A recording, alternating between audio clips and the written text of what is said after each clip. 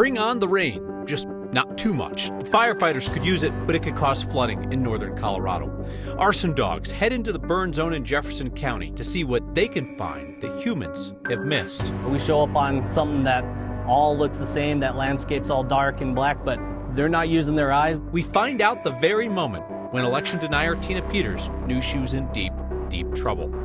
And grim news, the rocks are back with a vengeance, this time on the south side of the metro area. Watch out! This is next. It's homecoming day in Jefferson County, a week to the day after people were first forced to evacuate ahead of the quarry fire. All the mandatory evacuations were lifted at 10 this morning. Folks were allowed home with the warning that they have to be ready to go again if needed. The general public will not be allowed into that closed area until Thursday. Firefighters in Jefferson County have leveraged rain on Sunday and Monday to make some headway. Big jump in containment today from 45% to 82%. Similar containment, 83% on the Alexander Mountain Fire in Larimer County. Rain expected tonight is welcomed to a point, and then it becomes a flash flooding concern in the steep hills that drop down to the Big Thompson Canyon. So the warning's gone out downstream from the burn areas that people should be watching for flooding and debris flows. Meteorologist Chris Bianchi says this rain, while wonderful, is not close to what we would need to turn back the creeping drought conditions up and down the Front Range. Well, some good news. We got some needed rain back on Monday night. In some cases, as much as 3/4 of an inch of rainfall. Now, this is by no means busting the drought. So how much water do we actually need to kind of make a real dent into the drought? First of all, we've got some pockets of severe drought. And as we've been talking about over the last few weeks, those pockets of severe drought leading to some of the conditions that were primed for some of the wildfires that developed just last week. But since May the 1st, we've only picked up about 1 to 4 inches of rain across the Denver metro area. And if you compare that to last year, we are down about 70 to as much as 92% year over year. And so when we're talking about how much water we actually need, we realistically need about 4 or 5 inches of rain to catch up on a short-term drought. So despite the fact that those rain chances looking pretty promising over the next few days, we're not talking about 4 or 5 inches or anywhere close. So we'll take the rain, but we need a lot more to really make up some of those big deficits that we've got over the Front Range. So as firefighters start to get a handle on things and in comes the rain, the focus in Jefferson County shifts to figuring out how the quarry fire started. Investigators say it could have been somebody setting it on purpose. Our Mark Salinger explains the role the dogs will play in finding the clues. Now that the smoke is gone and families are allowed back home, Hey, come here. the investigation Good dog. heats up. This is Rotzi. It's ROTC. Rotzi is an arson dog with the Colorado Division of Fire Prevention and Control. His job is to help figure out how fires start. They're just going to find some clues for us. It's up to us to really interpret what that is. Rotzi and his handler, Brian Eberly, Come on. Good dog. aren't working on the quarry fire investigation, but they know exactly what's needed to help figure out if someone set the fire in Jefferson County on purpose. They are very food driven. They always want to eat. So we show up on scene, give them their command, and they're looking for that odor because that means they get to eat. That's their payday. The dogs are specially trained to find hydrocarbons or flammable liquids. They can pinpoint the exact spot a massive wildfire started. It's not just like, oh, it's over in this area. They take us right to where that strongest odor is. And, you know, I don't see it. We'll pull them off, and then we'll start going through the rubble and digging through. And, yep, sure enough, kind of right under all that burnt debris, there's a gas can. The Division of Fire Prevention and Control has 3 new dogs to help find clues in the rubble. At the end of the day, they are still dogs, so they'll do some amazing things, and then, you know, they'll act like a normal dog. Rotzi focuses on Arson. Hiccup, the bloodhound, can track scents for miles. Their sense of smell is, you know, exponentially better than ours. And Moose is trained to find human remains, oftentimes in the middle of dozens of acres of burned land. See, he is 3 years old. These dogs help answer questions and solve crimes. They've earned the badges they wear around their collars. They are definitely an invaluable, unmatched, unrivaled asset for investigations. The arson dogs go through an insane amount of training, and there aren't that many of them here in Colorado. Right now, there are 4 in our state, but for a long time there was only 1. These dogs can show up days after a fire started and still pinpoint the exact location where an accelerant was used. It's a massive help tile to investigators trying to figure out what exactly happened. How far along do we think they are with this investigation? Yeah, everybody wants to know, how did this fire start, especially the people who live in that area. Sheriff's office being very tight-lipped about that. They say it's an arson investigation, though that doesn't necessarily mean that somebody started it on purpose. Sure. Regardless, the dogs will be a major part of trying to figure out what exactly happened. Yeah, rare in that it starts and right away a deputy sees it, knows what the environmental conditions were. They knew it was suspicious from the start. They just got to figure out what. All right, exactly. Mark, thank you. Tina Peters' defense for letting her fellow election conspiracy theorists into the Mesa County voting system hinges on the idea that she did nothing illegal that day. But Peters' former deputy clerk testified in court today that Peters knew she was in deep trouble when conspiracy theorists shared the private data publicly, saying aloud, quote, "I'm effed." Peters faces 7 felony charges for tampering with her own county's voting system. She admitted to sneaking someone into her office's voting system while they unsuccessfully searched for evidence of election rigging. Prosecutors claim that Peters' accomplice that day was a guy named Conan Hayes, a former pro surfer. Today, this woman, Peters' former deputy clerk, Belinda Knisley, took the stand as part of a plea deal requiring her cooperation with prosecutors. She said that Peters and Hayes both took photos and videos of Mesa County's elections machines and passwords, and that Peters was mortified to find out they were posted online. What did she tell you? Those were her words. And I said, "What do you mean?" And she said, "It's on the internet. It was not supposed to be. And it's out there." Passwords that were supposed to be only had by the Secretary of State had been filmed and photographed by either her and or him or both of them, and that the disk or drive that she had sent to him, being Conan, I now know, had been published by someone, and it was up at the symposium, and that she was going to have to answer for it. Peters was not physically in Mesa County when investigators came to raid the clerk's office searching for proof of the breach. Knisley says that Peters told her to act as clerk that day and, quote-unquote, protect everything. Knisley was eventually indicted alongside Peters, charged with multiple felonies. She pled guilty to misdemeanor charges in exchange for her testimony. Interviewing someone for your own job could be an awkward exercise, but I imagine that Kamala Harris was thrilled to do it. And now she has hired Minnesota Governor Tim Walz as her running mate. So we got 91 days. My God, that's easy. We'll sleep when we're dead. Their first joint appearance at a rally in Pennsylvania kicks off a 7-swing state tour. Walz is 60 years old, just months older than Harris. You might not know it by looking at him. He said that it was decades of supervising the high school cafeteria as a teacher that aged him. He's an Army National Guard veteran, former social studies teacher, and high school football coach. He served 12 years in Congress before being elected governor of Minnesota in 2018. The Harris-Walz campaign is framing this choice for voters as being one between normal and weird.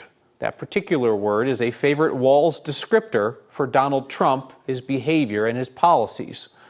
Walz is going to be leaned on to campaign in the Midwest states that Harris must win.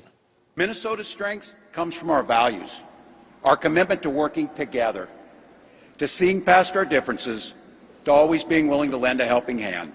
Those are the same values I learned on the family farm and tried to instill in my students.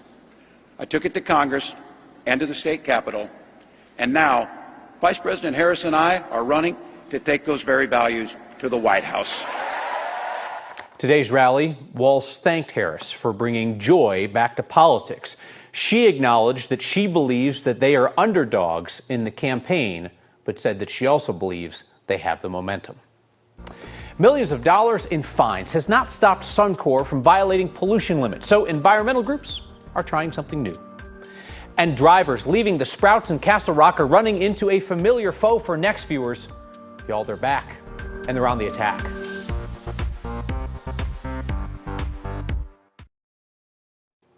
An entire apartment complex in Aurora is being declared unsafe and cleared of its residents. The city says that's a first, that it's been done with individual houses, but never an entire apartment building.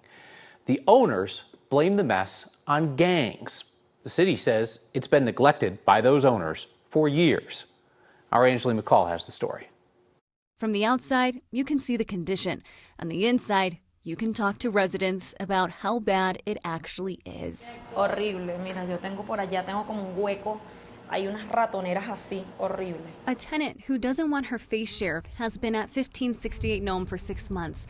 She says conditions have gotten worse. Yo decidí, y muchos aquí, decidimos no pagar este mes por eso, por las irregularidades. The city of Aurora says a week from today, they're turning off the water and boarding up the building because the city calls this place uninhabitable. No es para nada justo, porque más básicamente es difícil. She doesn't know how she'll make a plan in a week to find a new apartment. Nos tocará dormir en los carros. Hay muchos que les tocará dormir en la calle. Entonces yo veo como eso difícil, no para nosotros, más que todo para los niños. The city says the building is uninhabitable because of ongoing neglect by property owners. Owners who blame gangs for, quote, taking over the building. But for this tenant, her main fear is where she'll go next. Me da miedo el salir el día de mañana que me lleguen a sacar y yo no tenga dónde dormir con mis hijos. O sea, darle una estabilidad. The building's owner and some anonymous online accounts have claimed that the property has been taken over by a Venezuelan gang. The city of Aurora says that they are looking into claims about gang activity, but the city insists that the shutdown of the apartment complex has nothing to do with gangs. Today, the property owner directed us to a Republican congressional candidate who they said would be speaking for them. We continue to ask for more information from the city, the police department, and the mayor. The city of Greenwood Village is in a battle with a motel owner, saying that she cannot offer temporary shelter to people who are homeless or who have disabilities. She's suing, saying that city ordinance limiting motel stays to just 29 days is discrimination. The owner of the Motel 6 on Arapahoe Road in Greenwood Village says her motel is a quote-unquote safe haven for unhoused people with mental illness and or addiction issues. According to the federal lawsuit filed late last week, the motel's working with nonprofits and housing voucher programs to provide temporary shelter to more than 2,800 vulnerable families over the last 5 years. City of Greenwood Village does not like this particular approach. The city has a 10-year-old rule that prohibits people from renting a room there for more than 29 days within a 2-month period. They do make an exception in the rule for families in crisis. According to the lawsuit, the city told the motel owners that loophole does not apply to people with mental health or addiction issues. The lawsuit asks the judge to rule that that ordinance is discriminatory. Environmental groups are staying on offense against Colorado's largest polluter. A collection of groups is suing over an alleged string of thousands of federal air pollution violations at Suncor in recent years. Several environmental groups claim that their monitoring shows that refinery in Commerce City has racked up more than 9,200 violations of the Clean Air Act over the past 5 years, putting out excess levels of pollutants like carbon monoxide, benzene, and formaldehyde. They're asking a federal court to force Suncor to comply with the Clean Air Act and to do environmental mitigation in the communities around that refinery. Court rulings and fines have not done much to slow down Suncor's pollution in the past. This year, state regulators reached a $10.5 million settlement with Suncor for repeated air permit violations. It's the biggest settlement of its kind since 2019, when the state had a $9 million settlement with, you guessed it, Suncor. Meteorologist Kathy Sabin, we are watching for rain, hoping that it helps firefighters out but doesn't create an issue of debris flows and flooding up north. It's a fine line, Kyle, and just a few moments ago, we had a beautiful rainbow over downtown Denver after a brief rain shower rolled through right at the start of the rush hour. We did have those same showers move across the foothills and fire zones. Those showers are creating some flooding issues in and around the Royal Gorge area, Canyon City, and Fremont County, where a flash flood warning remains in effect until 8:30 tonight. The line of showers has already pushed south and east away from Denver, extending through Ponderosa Park and out toward the Byers area. Lingering showers in Highlands Ranch, Centennial, Parker, and Castle Pines North, but welcome showers. Highs in the mid-90s again today. We have cooled back thanks to the rain to 80 in Denver, so that's wonderful news. And the humidity values are up. We will certainly take that. Watching the wind kind of pick up. We've got some thunderstorms in and around the Centennial area and Castle Rock. That's all thunderstorm based there, but something to watch nonetheless. Chance for rain goes up every day toward the end of the weekend into the weekend. A wonderful shift in the pattern. So the storm Storms are tracking tonight, moving northwest from the northwest toward the east and southeast. A brief heavy downpour, then they move out of here. We start with sunshine tomorrow. Storms develop at 1 in the foothills, crossing the urban corridor. And again, the chance for rain exists tomorrow afternoon. Comfortable temperatures over the next few hours in the 70s and 80s. But the big headline in weather is one more day in the 90s tomorrow, and then 70s for Thursday and Friday with some beneficial rain both days and temperatures cooler than average for the weekend and first part of next week. We're looking into a bunch of your questions about this UFO in the sky over Colorado this weekend. And they have been lurking. They have been waiting for us to let down our guard. The rocks are back, claiming new victims.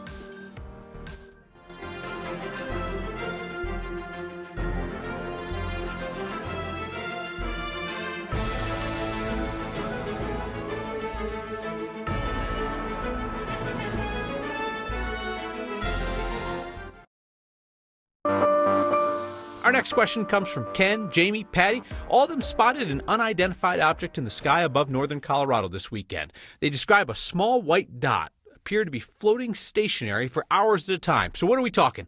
Aliens? Chinese spy balloon? Something else? Spoiler, it's not aliens. What people saw in the skies this weekend is likely a stratospheric balloon called a thunderhead. They're owned and operated by a company called Aerostar, which rents them out to private clients for things like environmental monitoring and communications work, scientific research, fire mapping. Aerostar had at least 2 balloons flying over Colorado this weekend, but won't reveal their client. I get it, that's business stuff. NASA and the Forest Service have been using Thunderhead balloons to support fire operations in Idaho, but when we talked to people plugged into the fire operations here in Colorado, they said that the balloons are not currently doing that work here. So maybe aliens have rented the balloons. The real threat lurking in Colorado, of course, is not on the sky. We have long known it is in the ground, in plain sight, in parking lots. The rocks. Next longtime nemesis. They're collecting cars again. OG Next viewers will remember the Target rock up and over. There's the boulder in the Colorado Mills parking lot that used to take out unsuspecting drivers who ventured too close. And Gorilla Rocks continue their unrelenting attacks on our vehicles. I want to show you the Castle Rock rock, not the rock, but a rock that's causing trouble in that town named after the rock. So for weeks, this rock's been lying in wait in a Sprouts parking lot, jumping out in front of all makes and models, sometimes several times a week. Even a convertible wasn't safe on the 29th. Rock struck again one day later. Sudden change in terrain caught this GMC terrain off guard. Now, by this point, everybody in town is talking about the rock. Todd sent us this photo saying another one bites the dust. But clearly, word has not gotten around to everybody because it keeps happening. Another victim a few days later on August 2nd, all just one rock.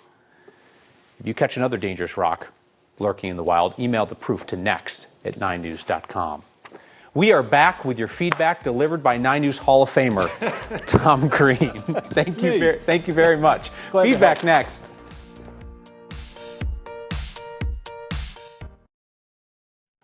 Mike in beautiful Shawnee, Colorado writes in to say, I want you to know I think the show is super. Serious yet funny, not easy to pull off daily. Mike, thank you. That's very kind. Carol in Paonia wrote in celebration of our anniversary. Last night marked 8 years of Next, about 2,000 shows, and she said, it's informative, interesting, and fun. I may not always agree, but that's my choice. You know how boring things would be if we always agreed, Carol? It would be terrible. I just got a tip that there is another dangerous rock at the CVS at 86th in Indiana. Be careful in that area until we join you next time.